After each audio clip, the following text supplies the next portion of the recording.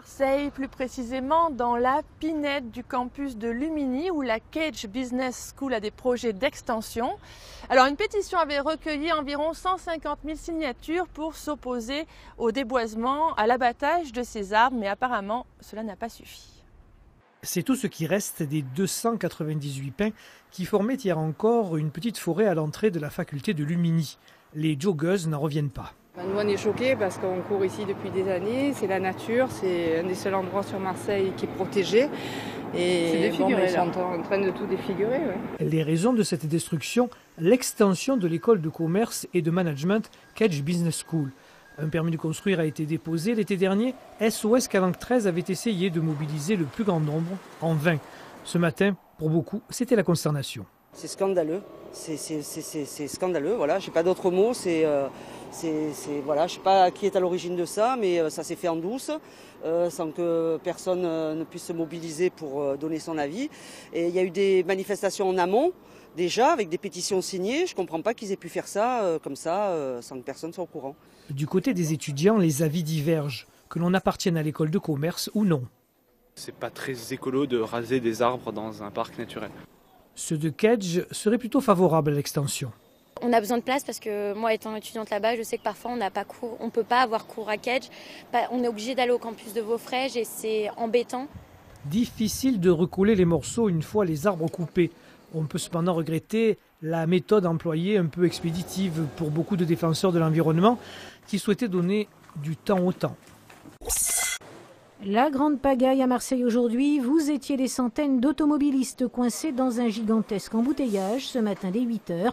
La cause, une opération escargot organisée par les taxis entre le rond-point du Prado et la préfecture. Les chauffeurs de taxi réclament l'application de la loi, le contrôle et le retrait des VTC, voitures de transport de personnes avec à l'intérieur des chauffeurs clandestins. Ils dénoncent la concurrence déloyale dont ils s'estiment victimes.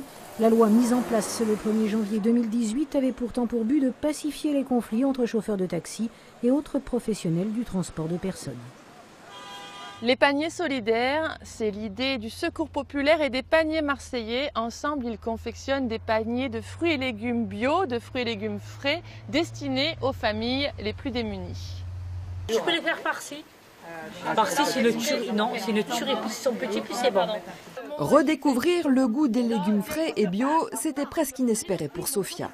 Le Secours populaire, comme d'autres organismes d'aide alimentaire, fournit des produits de base, mais manger sainement quand on n'a pas beaucoup de moyens, c'est difficile.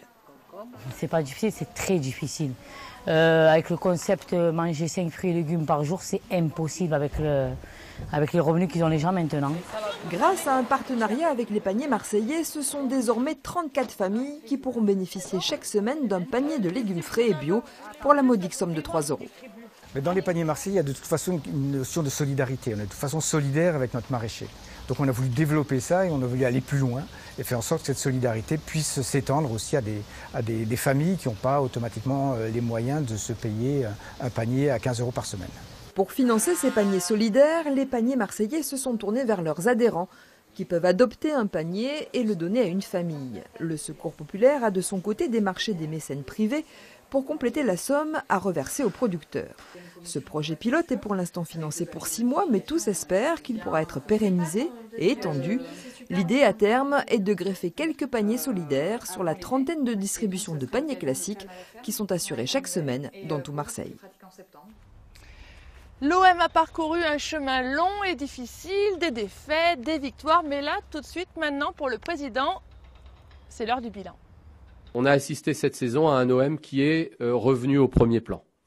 L'objectif est rempli, pleinement rempli, une 4e place, sécurisée 5 journées avant la fin du championnat. On rivalise d'ores et déjà avec les meilleures équipes. Moi, c'est cette fierté retrouvée. C'est les innombrables témoignages qui me sont revenus ces dernières semaines, qui sont peut-être ma principale source de satisfaction. Des regrets, ils sont évidents. C'est la façon dont cette saison s'est terminée malgré tout, puisque rater la 3e place pour si peu, rater même la 2e pour si peu, et donc une qualification en Ligue des Champions. Évidemment, on a un peu de regret, un peu de déception. De la déception, parce que des regrets, franchement, plus j'y pense, moi j'en ai. Sur Rudy, écoutez, Rudy, il a un contrat, encore 1 an de contrat. J'ai dit plusieurs fois et à quel point j'étais satisfait du choix qui avait été le mien, de recruter un entraîneur de ce talent-là. Donc je vous donne rendez-vous au démarrage de la saison prochaine. Thomas aime la mécanique, Julien aime naviguer. Ils ont 16-17 ans et sont en classe de seconde au lycée Poinceau-Chapuis, filière maintenance nautique. On y apprend tout, mais alors tout ce qui a trait au bateau. Dans le nautisme, il y a de tout. On fait de tout, de la stratification, de l'électricité, de la plomberie, de la mécanique. Donc on fait vraiment de tout, donc c'est vraiment varié et moi j'aime vraiment. Et de la critique de documentaire aussi maintenant. Exactement. Oui, la classe a remporté le premier prix de critique documentaire de Télérama. Nos lycéens ont travaillé sur un film qui s'intéresse aux conditions de vie des détenus et de leur réinsertion. Allez le B, ouais. En fait, c'était d'amener les élèves à développer leur sens critique, leur sens de l'analyse, qu'ils soient également capables de comprendre comment se construit une information. Je me suis dit que ça allait être quand même un peu dur, comme c'est un concours, quoi. Et vous l'avez gagné. Ouais. Ils ont gagné de l'assurance, de l'expérience et aussi 1 500 € pour s'offrir une belle sortie scolaire, peut-être en mer. Ce pain-là est un survivant parce qu'il était du bon côté du chemin. Voilà à quoi ça tient. Passez une très très belle soirée. On se retrouve demain sur France 3. Je vous rappelle le titre.